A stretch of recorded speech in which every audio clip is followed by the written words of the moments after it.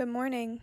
Come along with me on a day through my eyes while I share some thoughts on the miracle of aliveness. And I want to begin with a quote from my favorite poet, Mary Oliver. And she says, "Listen, are you breathing just a little and calling it a life? While the soul, after all, is only a window, and the opening of the window no more difficult than the wakening from a little sleep. Are you alive? Can you feel your heart beating in your chest? Can you feel the breath in your lungs? What constitutes aliveness for you? Are you living your most aligned and fulfilled, purpose-driven, soul-on-fire life? Are you awake to the beauty and magic in the mundane? My life's work, my passion, my purpose is to show you the way of joy, the way of creativity, the way of authenticity, the way of expression, the way of aliveness, the way of greater alignment with whatever it is that lights you up and makes your heart sing. I'm not here to teach you how to make a certain amount of money, to make 6 figures, to set up your business, to get the relationship, to do XYZ. Those things may happen as a byproduct. And there are plenty of people out there doing that work, and I see why people are drawn to it. But it's all just a means to an end, is it not? If the work you are doing is focused on doing something just to make more money or get a certain outcome, then that energy will be the energy you carry with you, no matter how much you create, no matter how much external success you create. Why do we want more money? Because we want what we believe money can bring us and do for us. And I'm not here to demonize money or say money doesn't help us get things we desire in the material realm. Money amplifies. Money is necessary in this reality for a certain level of security and comfort.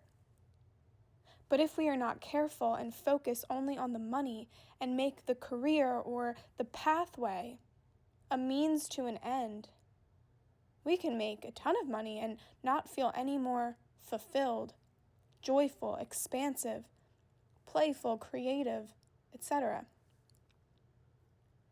We need to get to the heart of our desires. Not the surface level dreams or desires. What's beneath that? Dig a little deeper. What is the feeling? What do you want to feel? I want to feel free, inspired, creative. I want to feel my heart bursting with joy and love. I want my cup to runneth over. I want to feel energized and alive. I want to feel the spark, the passion, the fire.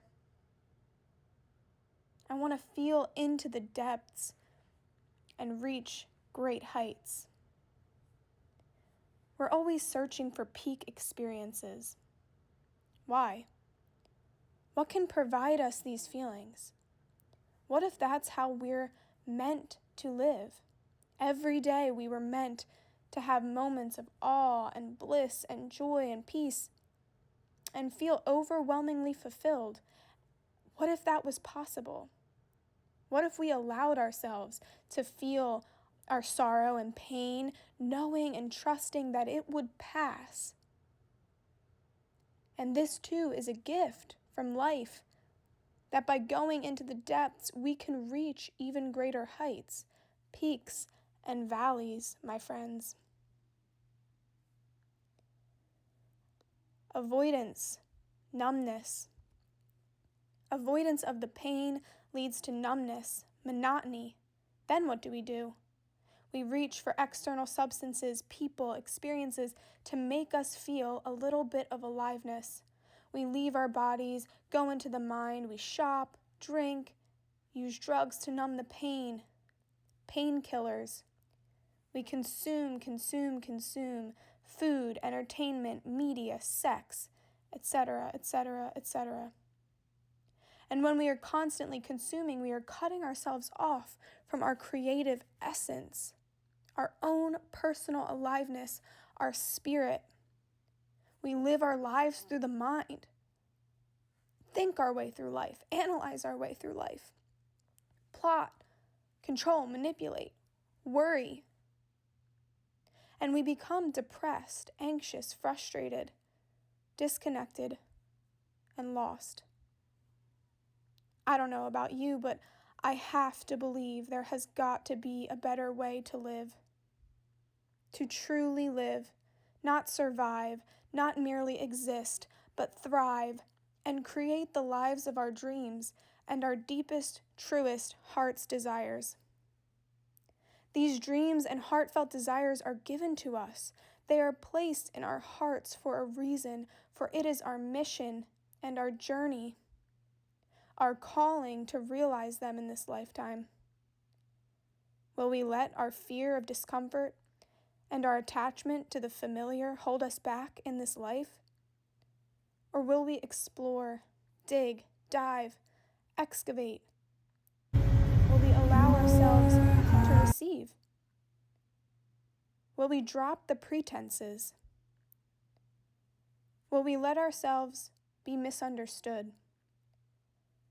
Will we realize that this life we're living is ours? Will we discover and come to see ourselves not just as the main character of our stories, but the author of our stories? We can write whatever we want for our character. We can simply choose at any point to take a turn, to take the road less traveled, to walk a different path. We can shift our reality one small choice at a time. What do you spend time doing where you lose track of time? What could you spend your whole day doing? Where does doing turn into simply being? What lights you up? What comes naturally? When do you feel most inspired, creative, fulfilled, peaceful? Now, this may actually be very uncomfortable and challenging to think about, and that's okay. No shame, blame, or guilt is necessary here.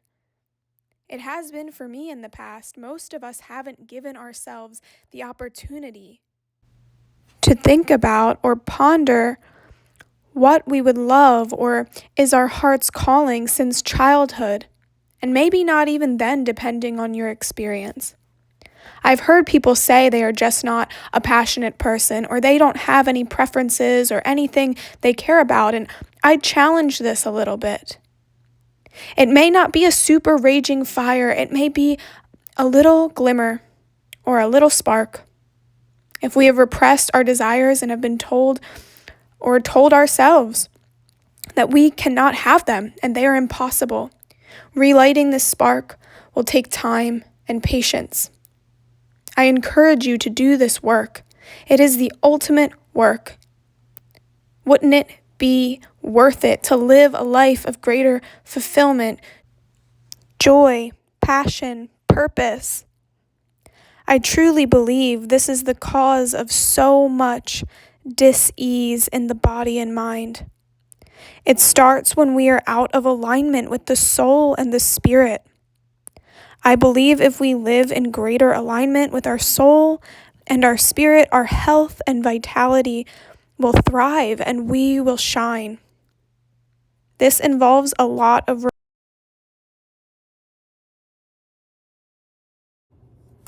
Okay, so I want to just finish off the video here. I ran out of footage for the voiceover, so I'm going to finish off my thoughts with what I was saying in the video. And I think it cut me off at the part where I was talking about how this all involves a lot of remembering the truth of who we are. And in remembering the truth of who we are, that naturally is going to involve a lot of shedding, releasing, taking off masks, shedding the false selves, removing layers of baggage and things that we've taken on, roles that we've taken on, roles that we've been forced into, roles that we've forced ourselves into throughout our lives. This is deep work.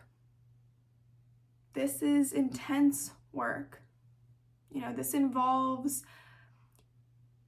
This is all really simple, and it goes deep as well. So a big piece of it is finding greater joy and connecting with our heart's desires and tuning into the feelings that we want to feel and tuning into deeper levels of creativity and inspiration. And we can get there. But for a lot of us, it involves this other deeper work as well, the shadow work, the looking at the parts of ourselves that we deem and others have deemed unacceptable and unlovable. And then we can get to greater levels of joy and fulfillment and peace and acceptance and love and bliss, ecstasy, really peak experiences by going into our pain and transforming it into deeper levels of passion and purpose. And this really is, I believe, the most important work that we will ever do. It is life-affirming work. It is life-expanding work. It's going to lead you to greater connection to self, greater connection to the deeper source, the well within, spirit, God, universe, consciousness, whatever we want to call it. Greater connection to ourselves, therefore greater connection to everyone around us, greater connection to nature, to the world around us and the world within. Greater joy, greater purpose, levels of fulfillment, excitement, adventure. It's the most amazing work, and it can get so fun. It gets really fun. Like, it is challenging, and then it's just fun and playful too. And it doesn't need to be so serious. The work does not need to be so serious all the time. It can feel that way, especially in the beginning, especially when you're working through the beginning stages of this stuff. It's intense, and it might involve your whole life, everything that you knew, burning to the ground so that something deeper, more with deeper roots, something more fulfilling and expansive and sturdy can grow from that. So you have to be willing to walk through the fire a little bit here. Not a little bit, you do. You really do. But it's worth it. It's really worth it.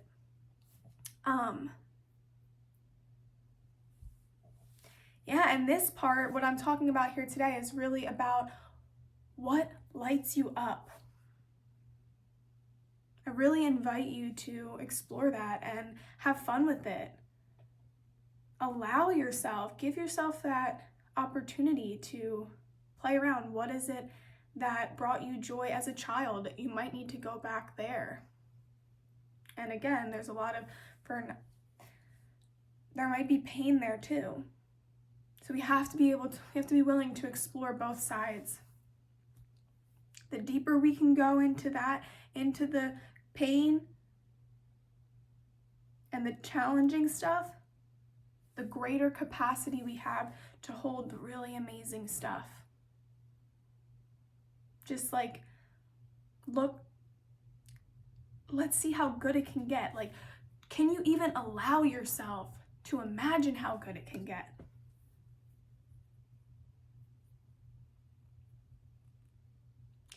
This is all the therapy we need, you guys. This is all the medicine we need. We have so much right here in our heart. So much is available to us. We have so much wisdom already within us. You know, all I'm doing is pointing you back to yourself, pointing you back towards yourself. That's all that's ever been done for me. That is the most powerful thing that has ever been done for me in my times of being deep in transformation. People mirroring back to me my light, my power, my strength, when I didn't see it in myself, when I didn't feel it in myself.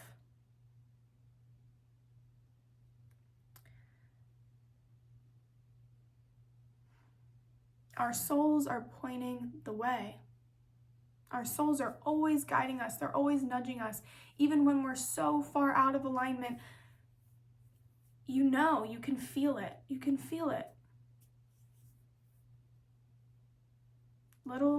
There's signs, there's nudges telling you something's off, something's not quite right. And we can ignore it, and then the universe is going to pull the rug out from under us. Or shit's just gonna collapse. And that might be our process, and that's its own thing. So there's no shame, blame, guilt here. Once again, everybody is on a journey, a separate journey, and everybody's journey is perfect. I really believe that.